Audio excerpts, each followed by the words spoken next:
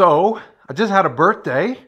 I just turned 48 years old, and my mom sent me a birthday present in the mail, and I'm so excited. Thank you, Mom, so much. I wanted to share with you a little gadget that she got me that's going to really help me in the garden and in my pantry as well. It is a ThermoPro TP60s digital thermometer, which will tell me the temperature and the humidity inside my house and also outside my house in my garden. And it comes with one sensor for outside and then a brain for the inside control. And so it'll tell me, but it can control, it can have up to 3 sensors on it. So you could have the indoor unit, and then you could have up to 3 units outside. So you could see in different zones what temperature is and the humidity. So I'm excited. Let's open up the box and see what's inside. All right, so let's get into this box and see what we've got inside. Inside, that is the control unit. And this is the unit that goes inside. And it has a digital readout on it that will tell me both what the temperature is inside and also what the temperature is outside. Of course, we're going to have to install batteries before it shows us anything. This is the sensor that will go outside. What else is in here? We've got an instruction manual. I've already watched a YouTube video on how to set this all up, so we might not have to look at that. And what else is this? We've got our batteries, 4 batteries. 2 will go with that unit, 2 will go with that unit. And then we also have customer support in case I have any problems. But we're not going to have any problems, so let's get to it. All right, so first we're going to have to install the batteries. We'll go here and make sure they go the right direction. Okay, battery compartment goes back on. And it says already it's 72 degrees inside, 34% humidity. Okay, now we'll get this. Now this one is a little more tricky. I understand you have to lift this up. Yeah, lift that up. And then that comes open. And inside we have a switch for channel 1, 2, or 3. Because you can have up to 3 sensors. So that you could have an indoor unit and then 3 separate sensors. I only have 1 sensor, so I'm going to set it to channel 1. If you can order extra sensors, and then it might be cool to have one to go in the garage to see what the temperature stays in there. Or I could even have a sensor in this room, and then I could keep the control unit upstairs with me so that it would always be easy to see. I don't have to come down, because I don't come down in this room on a daily basis. So I'll probably come down in here more since I'll be looking to see what the sensor says. But all right, we're going to put this compartment back on. It's a little tricky. Goes this way. There we go. And then we're going to flip that down. And look at there, we've already got it synced up. That was quick. So it says 74 degrees, 36% humidity. So there's a little bit of a variance you can see between the sensor, which is this number, and the bottom number, which is the control unit. So there's a little bit of a variance there. It may equalize out over time. But anyway, now it's time to go ahead and get these things installed where we're going to go. I'm going to put the control unit here in this room, and then I'm going to put the sensor outside so that we can get the temperature out there. So let's go ahead and get to that. So one of the reasons that I wanted this ThermoPro digital thermometer is because here in my pantry It's down in our basement, which stays a little bit cooler than the rest of the house. We have central heating and air, and we have a thermostat in the upstairs main floor of our home. And that tells us what it is up there, but of course it's a little bit cooler down here, which is one thing that makes it ideal for storing our shelf-stored vegetables. But I never know exactly how much cooler it is down here. Plus, I never know exactly what the temperature is outside. I mean, I know what the forecasters say, but the forecast is for the general area, you know, around where we live, the broadcast area. I want a thermometer or a sensor that tells me exactly what is the temperature outside. And one of the things that this thermostat will allow me to do is I'm going to keep the main sensor here in my pantry so that I know exactly what temperature it is here. And then I can also tell what temperature it is outside. And the cool thing about this is also it will give me a history. So not only will it tell me the current temperature, it will also tell me what was the minimum temperature that it got down to and what is the maximum temperature that it got up to for both inside and outside. So that's one of the reasons that I wanted to get one of these thermometers.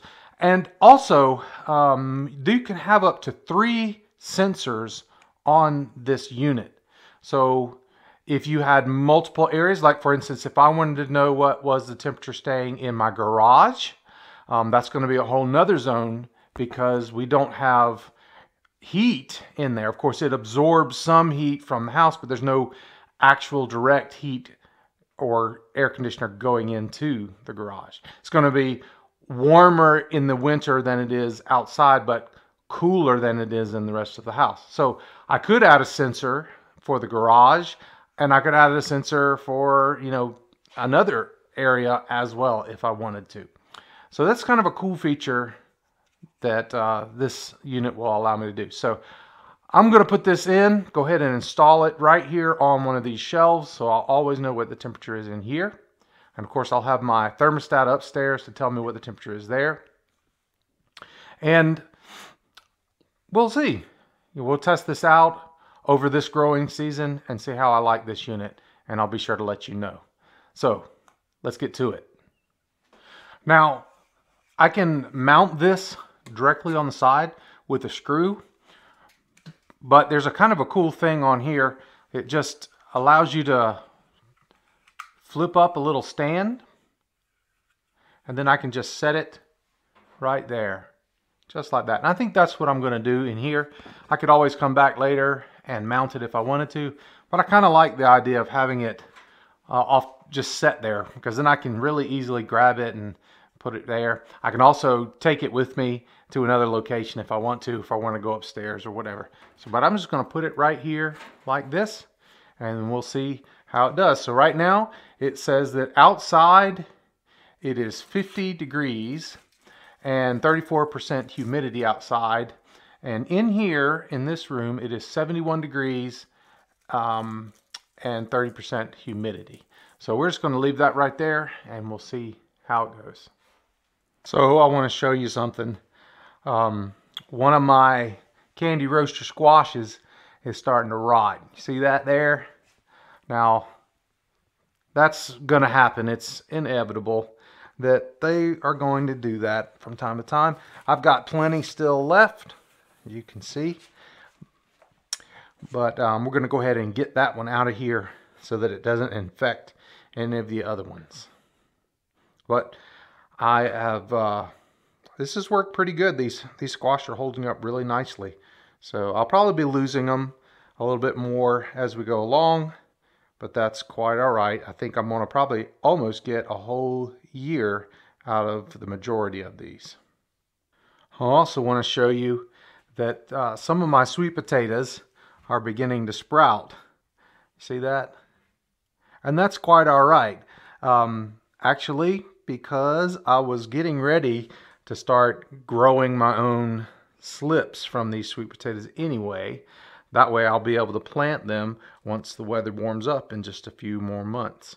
So I've already got a couple of them saying, hey, we're ready to get started.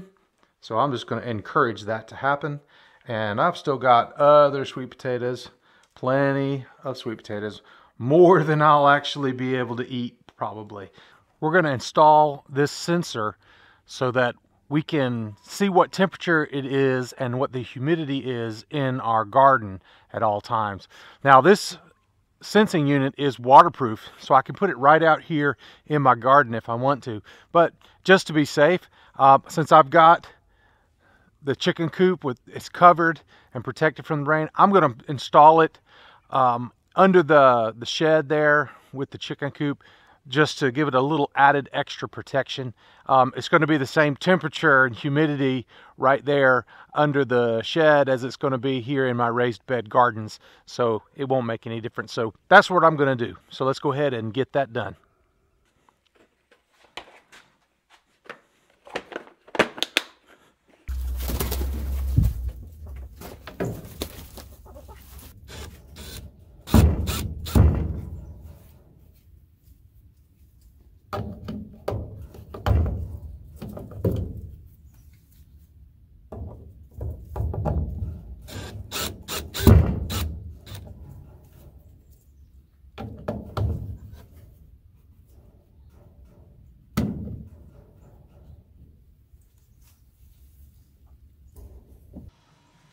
So we've attached our sensor right here under this overhang in the chicken coop, and I put it back behind that bracing so that it's not really visible, just if you're just looking at it straight on. But this will give me a good outside temperature. And like I said, that sensor is waterproof, weatherproof, but it's not going to hurt anything at all to give it a little bit of extra protection with this shed roof. And so if that'll help it last longer, or just give it that little bit of extra protection, that's what I'm going to do. No reason not to. So we've had the thermometer installed now for a whole 24 hours, and I want to check in the thermometer and see what is the temperature inside and outside, and then we're going to look and see what was the minimum and the maximum temperatures for both indoors and outdoors over the last 24 hours. So let's take a look. Right now at about 9 o'clock, it is outside 64.8 degrees, pretty warm actually, and 36% humidity.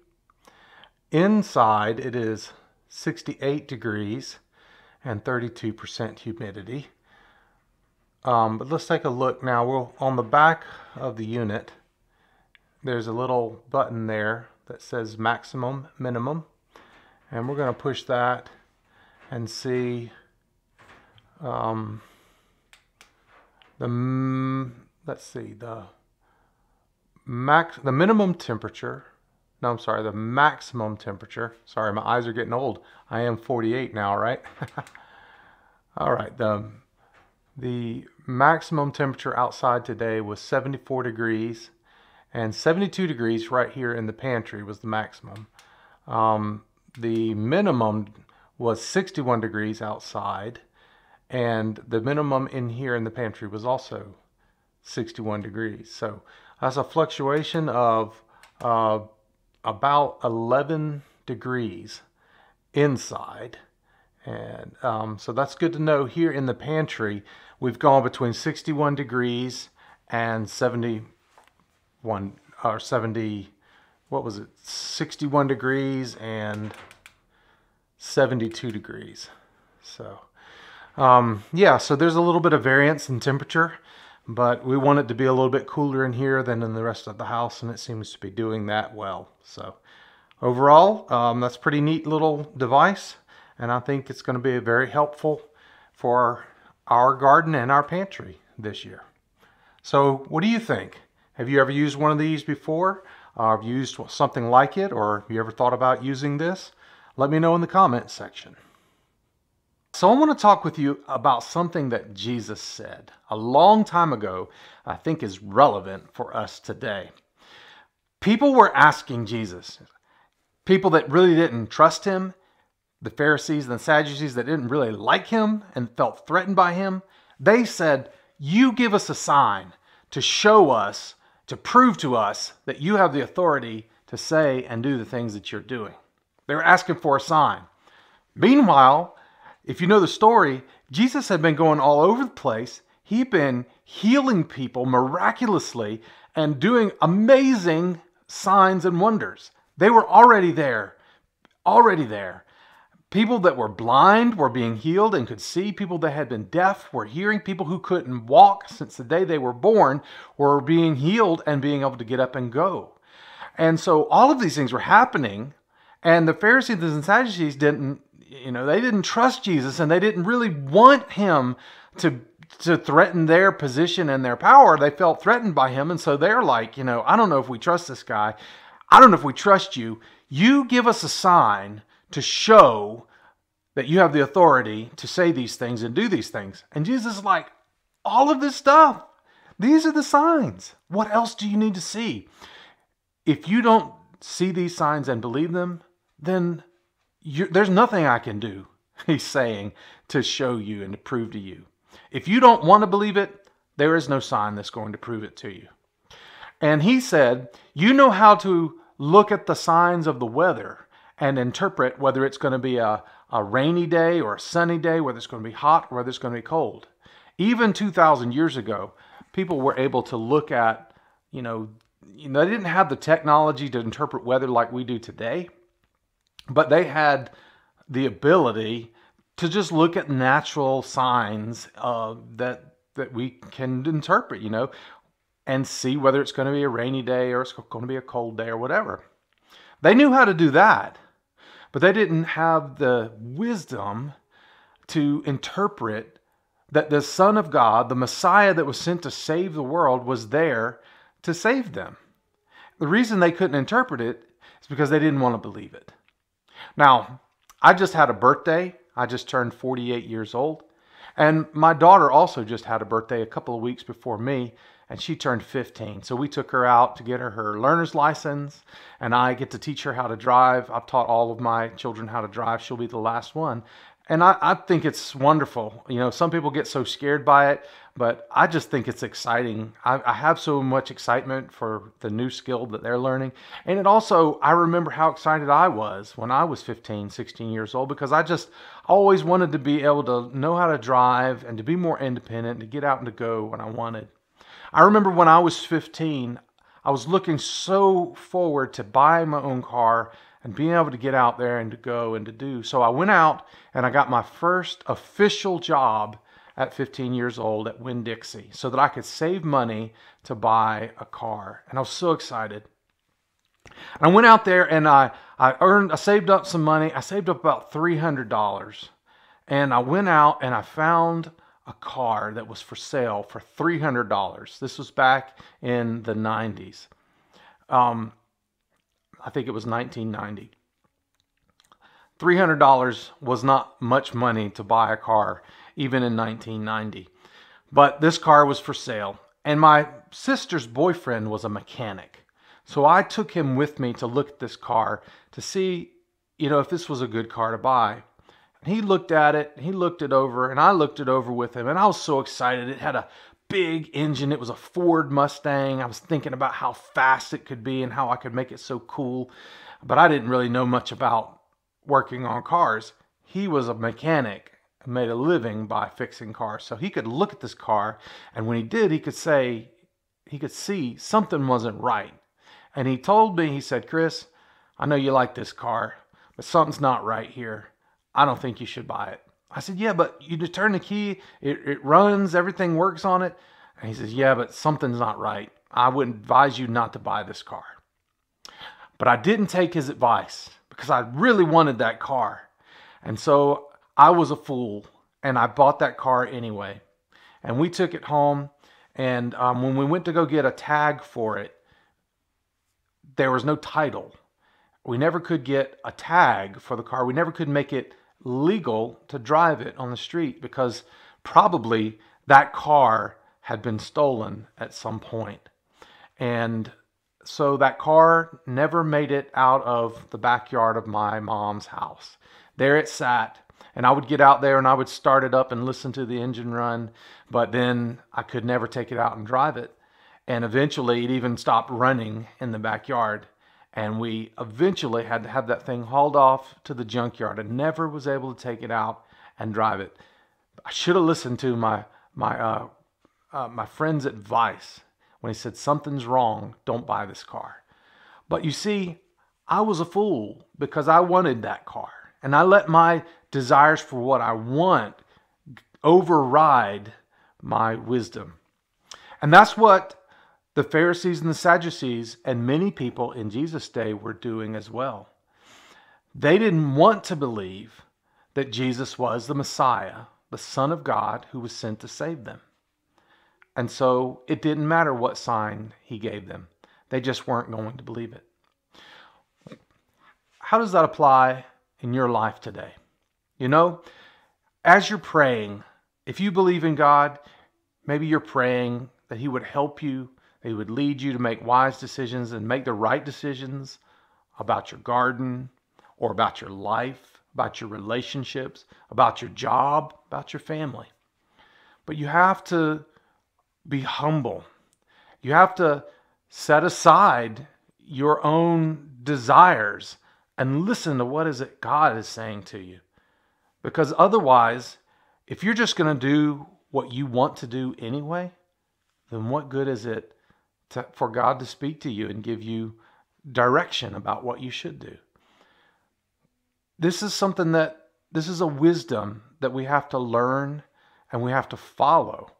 And sometimes it comes from making mistakes like I did when I was 15 years old. But sometimes, even when we're older, we can make those kinds of mistakes if we're not careful.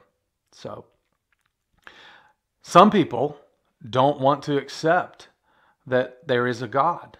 Some people don't want to accept that Jesus Christ is his son. It doesn't matter if you've already made up your mind about those things, then it doesn't matter what God says or what he does, then you're probably not going to listen. That's why Jesus said you have to have faith. You have to have faith to trust in him and believe. You know, we're not walking around as Christians, we're not walking around just depending merely on blind faith. There are signs. There are plenty of things that are there to show us that God is real. How can you look at the beauty of your garden and the intricate way that it all works together? How can you look at the way bees and butterflies pollinate the vegetables that we are able to eat and how it all grows, and it starts out as a tiny little seed and then it grows up and becomes a full plant? There is evidence there. There is a sign of intelligence that has created all. Did it all happen by accident?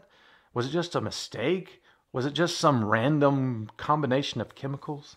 You know, if you found a watch when you were walking on the beach, if you were walking there and you found that watch and you picked it up, you wouldn't pick it up and say, oh, you know, all of the chemicals, all of the materials, and all of the elements needed to make this watch are in the ocean. It must have all come together by accident to form this watch. You wouldn't say that. And anybody that said that would be considered ludicrous. No, when we walk and we find a watch laying on the ground, and we pick it up and we look at it, we say, hey, this must have been dropped here by someone. That's the logical conclusion to come to. But when we look at the world, we see the intricate way that it all works together. And somehow, because we don't want to believe in God, we somehow look and think, oh, this must have all happened by accident. And that's ludicrous.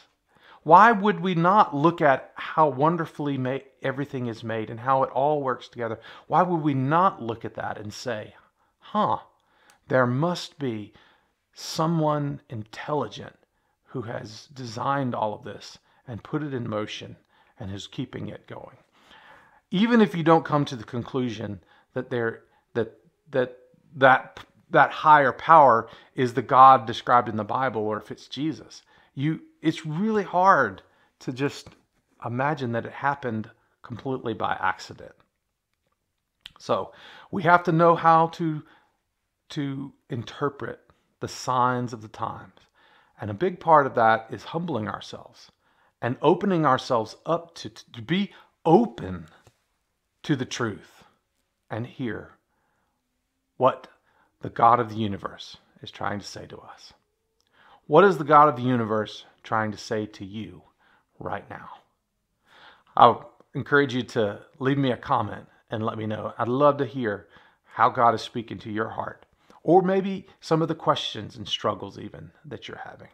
So that's my word for you today. I hope you enjoyed this video. If you did, give me a thumbs up, and I would encourage you to subscribe and click the bell icon so that you can get notifications every time I put out a new video. And I want to thank you again for watching today, and thank you, Mom, for my birthday present. We're going to get good use out of it this year.